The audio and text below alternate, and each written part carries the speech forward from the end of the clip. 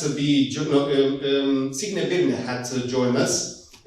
She is a regulator of Latvia, the director of the, I think she's here, oh, it's okay. So Signe Birne is a director of the gambling regulator in Latvia, but she has a government meeting today or yesterday, so she couldn't join. The good thing is that that government meeting relates to gambling, so basically they are revamping some things in Latvia in terms of the gambling regulation, in terms of the marketing, advertising things. Even though we will cover that a bit in the second panel, this revamping is taking place more or less forever. So we will see if there's any result from these meetings and if something is going to change in Latvia. So today, not today, in this half an hour,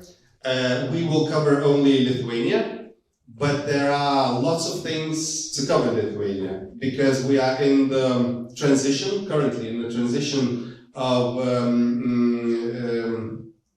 the regulatory framework. I'll introduce a bit, not what is going to change, but what happened previously. The Lithuanian market has been liberalized in 2016. So this is the first transition from 2016. The first real transition from 2016. So it took six years to double check what has been done in a way which most probably not was the best way, or Lolita can cover that a bit. So, in 1 month and a half, I suppose, from the 1st of July, the new regime is coming into place in Lithuania. And Lolita, briefly, obviously, introduce yourself, broader than I did, and what is going to change crucially from July 1st. Good morning. Is it working? Yes. Yes. Thank you for inviting me to this event, and I must admit that it's always a pleasure to work with Zoltan and Andrews. My name is Lolita Šimskaitė. I work for the Ministry of Finance for a number of years, and yes, I have quite almost 20 years experience with gambling. Besides that, I got some other responsibilities like insurance, and now it's anti-money laundering. But the gambling is the first and the passion. Yes. I cannot get rid of this.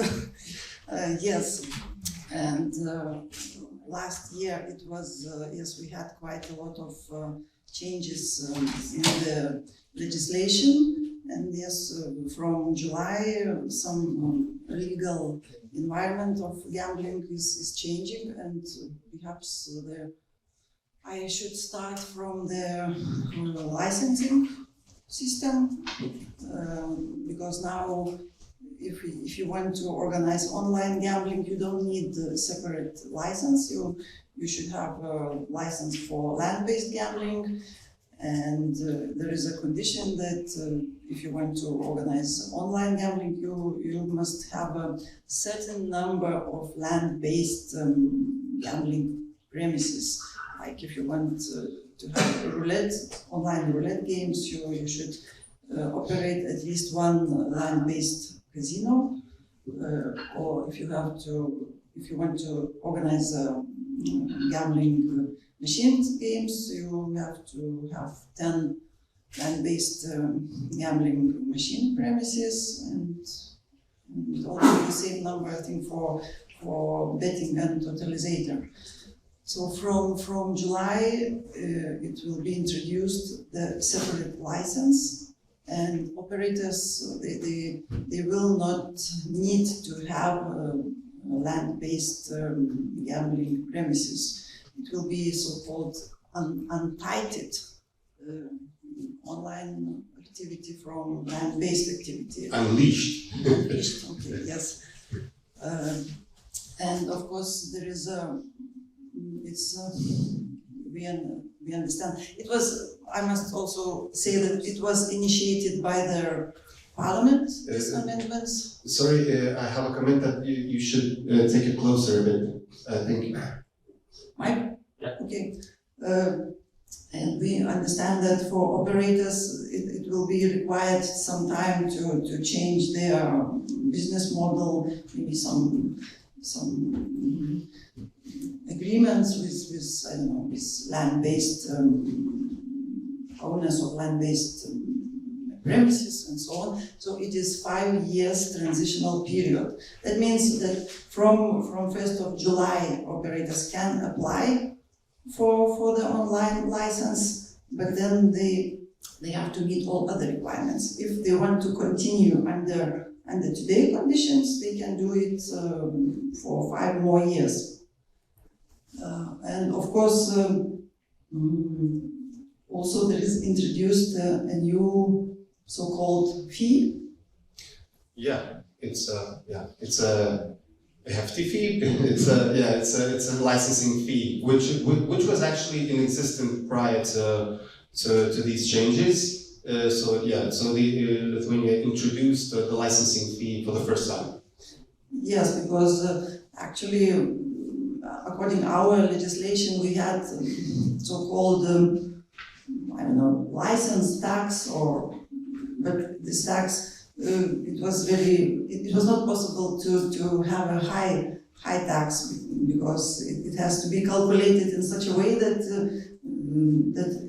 the cost should be only how much you use for issuing some that special paper, or like salary of the particular something like that. Issuer of the So it will be changed, and now it will be single tax for, I would say it's tax for entering the market, and it will be from 1,000 euros up to 1 million euros, depending on 100,000. Yes, 100,000 up to 1 million euros, depending on what kind of activities are you doing. So this is it's quite. So I to add up a bit to Lolita. Yes, exactly. So the land-based presence requirement is eliminated, which is a let's say big relax to those who are not in Lithuanian market. For those who are already in Lithuanian market, it could be it could have various effects. So currently, as Lolita mentioned, if any operator wished to operate online, that operator had to have or 1 casino, or 10 slot machine saloons, or 20 betting shops to be eligible for any online activity, or it's online betting, or it's online casino, or similar kind of thing. So this is eliminated. It was a bit of a, it's not a bit, but it was a big critique to Lithuania from elsewhere, from other not regulators, but from the stakeholders, from most probably European Commission, that this land-based presence requirement is excessive, but now it's eliminated. So it's not. So Lithuania will lose one of the let's say, or gain one advantage, or lose one of the critique points that was always in place from 2016. In terms of, so these are very important changes. These are, let's say, the changes that nobody knows what effect will bring, most probably. Obviously, it seems that everything is changing from the legal framework, but we still don't know if in reality anything will change, because that's a mature market. There are quite a number of online operators, what do maybe what are the intentions, or what's the expectations, or do you think that the effect will be a strong effect, or maybe just like me, like nobody else, like we don't really know. Yes, you was right telling that these provisions, it was quite protective for the local operators, and yes, for the competition it was not fair competition. Yes, and we had some remarks from European Commission, some critics that it's against of free provision of services, free movement of capital, but good that gambling is not harmonized, and then somehow Commission left this issue aside. Like for all the countries, yes. Yeah, so yes. Okay, so now let's turn to the tax point.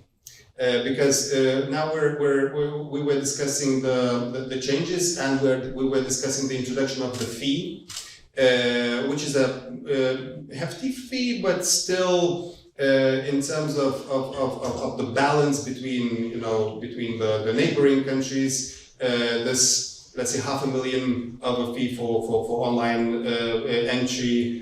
It could be considered as a big fee. Obviously, it is a big fee when comparison to non-existing fee previously, but still in Latvia we have 200,000 for online only. In Estonia we have in total around 85,000 euro. So it's it's you have to take somewhere the point where to get that sum. So but it's still not 3 million like in Slovakia or something like that. So, but now let's turn to the gambling tax. It was relatively stable for a bit of time, and then in a very short period of time there was a increase in steps, like one increase, the second one, and then the third increase in tax. So can you elaborate a bit of the gambling tax? What's the current situation and what's going to be in place from the 1st of July? Yes, I would like to point out that it was firstly it was initiative of Ministry of Finance, but the primary reason was that we wanted to change the fixed tax. As you perhaps know, we still have a fixed tax for gambling machines and tables, which operators have to pay every month. So that's land-based? Land-based, yes. And it's not connected with the income in any way. It doesn't matter, do they have income or do they not have income. They have to pay this tax. And especially during the pandemic time and current time, when these all gambling premises were closed, operators still had to pay tax, despite that they didn't receive any income. Of course, we have changed legislation to make some exemption from paying this tax, but still, it's as tax is not correlating to the income, it's not right, I would say. And our intention was to change this flat tax rate to their tax, which is calculated as a percentage from GGR for tables and for gambling machines. And our intention was to transfer, to convert without increasing this tax. But of course, when this proposal went to government and especially to parliament, politicians, they have their own ideas, intentions, and all tax rates were raised, and especially for online gambling. I would say it was when it was legitimate from 2016, it was 10%, then it was 13%, and now it was raised up to 20%. So it's twice, so it's 2 times. Twice. Yeah. Of course, we had the data of last year that GGR of online gambling was growing almost 60-70%. At the same time, the GGR of land-based gambling decreased like 24%. So that was I think the reason. But now we will have to see what will be the impact. I agree that it's quite rapid and sharp increase of taxes. I totally agree with that. Only that, you know, when we're comparing to what was before, it's drastical. Yes, it's twice. But if we compare to let's say Central and Western European countries, it's that you know. It's still not turnover tax as in Poland, and it's not tragical. It's still, but you know, that's obviously you don't know. But maybe you know you have some feeling. The industry needs stability. So you know we see that it's from the 1st of July it's going to be 20%. Do you feel that it's going to remain stable for a bit of time?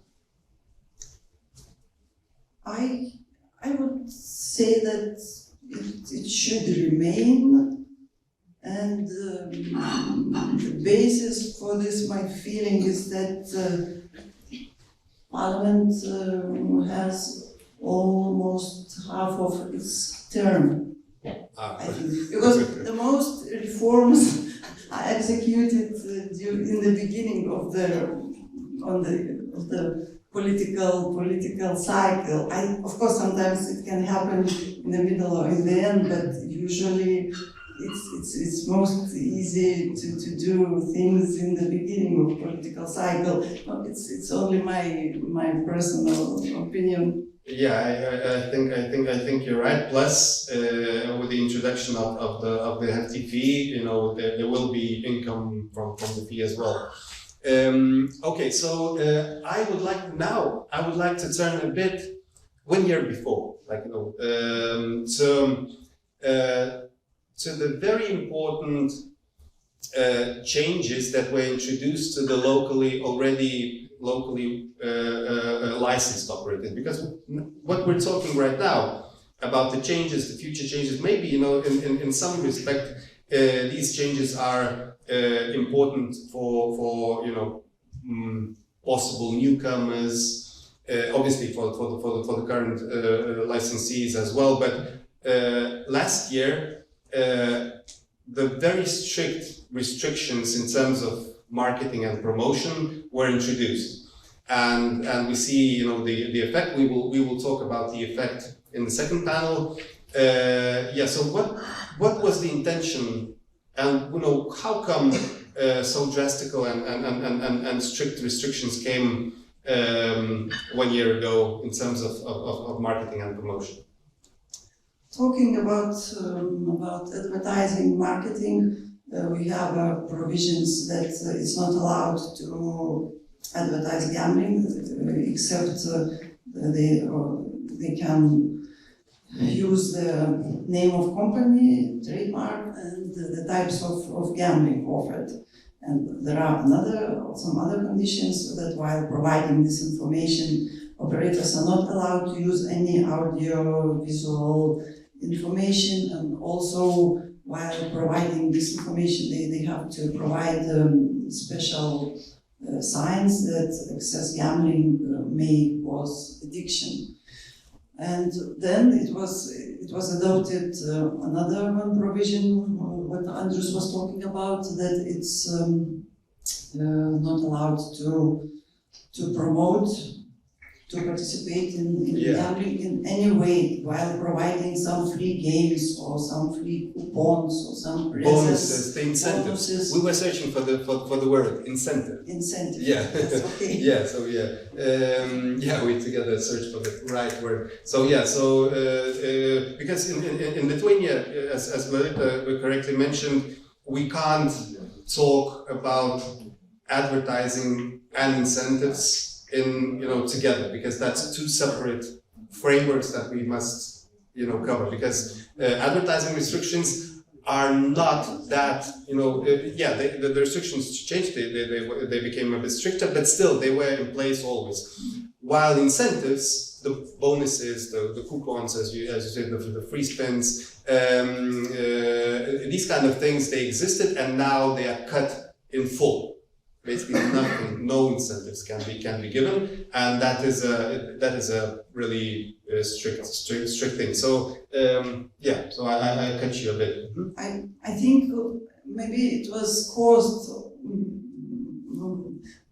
by the quite drastically increased advertising of gambling on the internet during the pandemic time. Maybe not about incentives, but advertising. You're opening some page on internet, and first you are seeing there some advertisement of gambling company that you have to close that to reach the content you are searching for. So that might be one of the reasons for such strict amendment. Also, it was initiated by the politicians, but on the other hand, I understand that it might be some not danger, but there is now illegal operators. They will be in the better conditions. They can advertise. They can do whatever they want, and the legal operators they have all kinds of restrictions. So it's not equal conditions. And it's we will see what will be the impact on the players' behavior and on their illegal gambling. Yeah, I totally agree, because now we have almost exactly 1 year of the changes. No, it's still not exactly 1 year, but we can make some summary out of that. I think in early autumn, how that turned out to be. I have to turn to Zoltan to keep up to time, because I forgot to take my phone with me, so I'm speaking with you and don't really know the time. So okay, yeah. So if we have 5 minutes, I would like to turn to the audience. For the questions, because the 5 minutes is the usual thing that I have to provide you. Do you have any questions? Yeah, let's see. Can you? No, I will take a microphone. Okay. Please introduce yourself first a bit in order to understand, to tailor the response. Hi, this is Andre from Top One Gaming. Okay. I would like to ask about this licensing fee. So it's pretty big range. So what are the activities licensed, and if you can speak about the details, like which activities will cost how much, and what is the validity of this license? So it's for how long? Forever, or there is some year or 5 years? Thank you. Yes, this fee you have to pay only once. License is not termed. The operator then he will have to pay this fee, and then he has to pay his special gambling taxes and what is it's a one-off profit tax.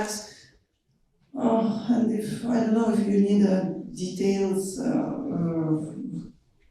for amounts of each license, or we can discuss it. You will discuss later. Okay. Yeah. So thank you. So it's like entry fee. No, it's okay. So in terms of it's a range 100,000 and 1 million. But you have to understand that this is some of them includes land-based, some of them don't. So you have to pick your own. You have to pick your own mixture of what you want to do, and then it's that for you. No, it's that figure for you. So it's 1 million. It's for both land-based and online. So we can talk about that, because it's not a formula, but still you have to pick your own mixture and say, okay, so this is that. It's straightforward, but still configuration. Yeah, it's a configuration.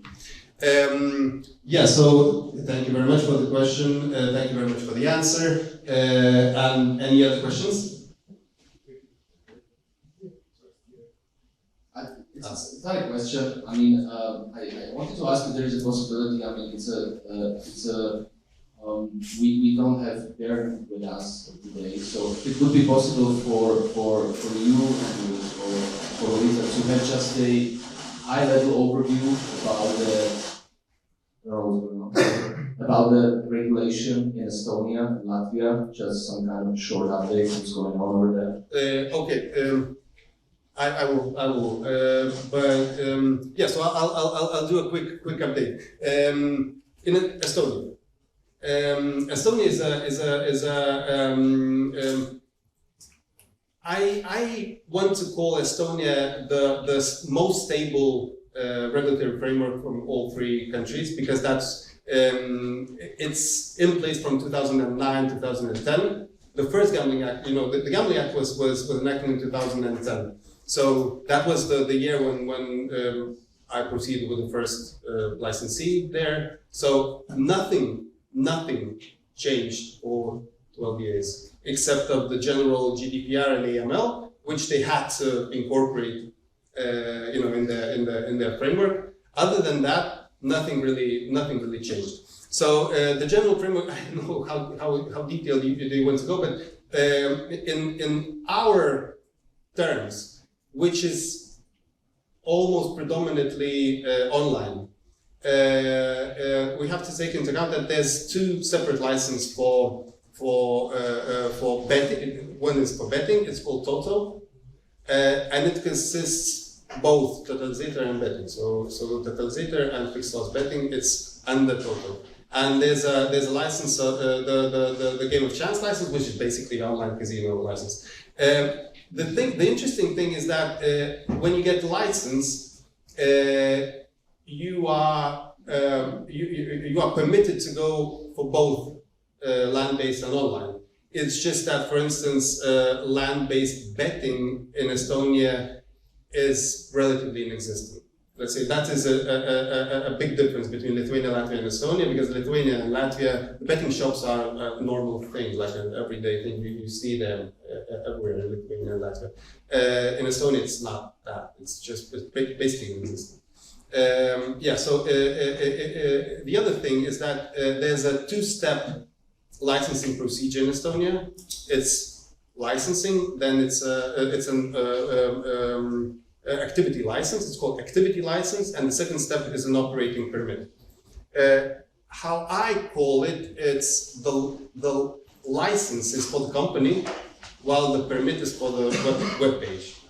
So first of all, you get your company license. It's and then you proceed with an operating permit for each website that you want to run. So that's a very brief overview. Then, in Estonia, only B2Cs are licensed. There's no B2B licensing regime. It would be nice to understand where are you coming from. Sorry for the big finger. Where are you coming from? In order to, if you need the details of the software providers, what do they need to provide? Or only for the operating part? No, I'm looking at this from the global perspective. Okay. It's the biggest database of online casinos, so I was just curious about the high level. So this Okay. is very interesting. So that is something. Yeah. So the B2Bs are not licensed, not subject to licensing, and it's the requirements are relatively loose for the B2Bs to be, let's say, certified for Estonian purposes, because let's say the test reports are accepted even though the testing reports were done against non-Estonian requirements. If you provide the UK report, it's good for Estonia. So that's the thing. One of the major things of talking about Estonia, and one of the major difference between Lithuania, Latvia, and Estonia is that Estonian framework do not prohibit accepting the foreign players. So you can get your own sense if they encourage that, or just not prohibit, or or allow. You use whatever word is needed for you. But Lithuanian framework does not allow accepting foreign players. Latvian framework does not allow accepting foreign players. Even though Latvian is not that strict in sense of like in Lithuanian part. While the Estonian, you could say that they allow accepting foreign players, and that is the reason why some of the licensees are there in Estonia only because of that. It's not the majority, no, but there are, and the number is increasing. So that's basically I call it a selling point, but they don't use it as a selling point. The Estonian regulator, they are relaxed. They don't use selling points at all, but they still. So I suppose, yeah. So in terms of the gambling tax, 5% GGR. Sorry for that. Yeah, and in terms of the fees, if you sum up the total license or betting license plus the game of chance license plus the permit for the first license and the permit for the second license, in total it's around 85,000 euro as a fee. More or less, I think as a general overview, I think that's a good one, let's say. Now turning to Latvia. Latvia is more or less similar to Lithuania, and it's similar in the sense that what Lithuania has recently done and what's going to enter into force in from July, the 1st of July, is it is turning a bit even more similar to Latvia, because Lithuania had that thing about land-based presence. Latvia doesn't. Latvia allows you to run online business separately, and they have the fees of 200,000 for online only, and around 400,000, 400 something for both land-based and online. So they allow you to run both and online separately.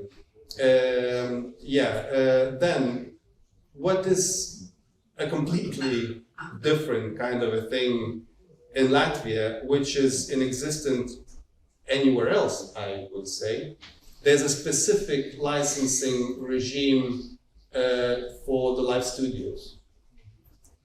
And it's quite interesting. It's like out of nowhere. It's like a completely separate part.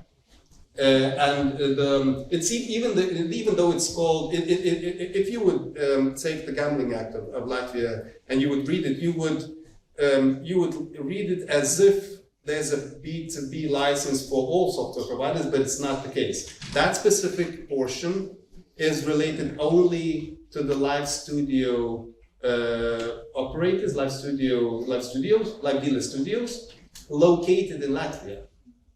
So in order for live dealer studio to establish itself in Latvia, they need a separate license, which is based on the number of tables there are. It's either below 25 or above 25. I think I could continue forever, but I think we need to turn to and as far as the second panel still relates to Lithuania, Latvia, Estonia in terms of the market players that there exist, we can continue from that as well. So, Lolita, thank you very much. As always, really nice to speak with you, and it's really nice to have something really fresh to present, because it's not every year that we have these kind of changes. Estonia. Sorry? Not like Estonia. Not like Estonia. Not like Estonia. So thank you very much once again.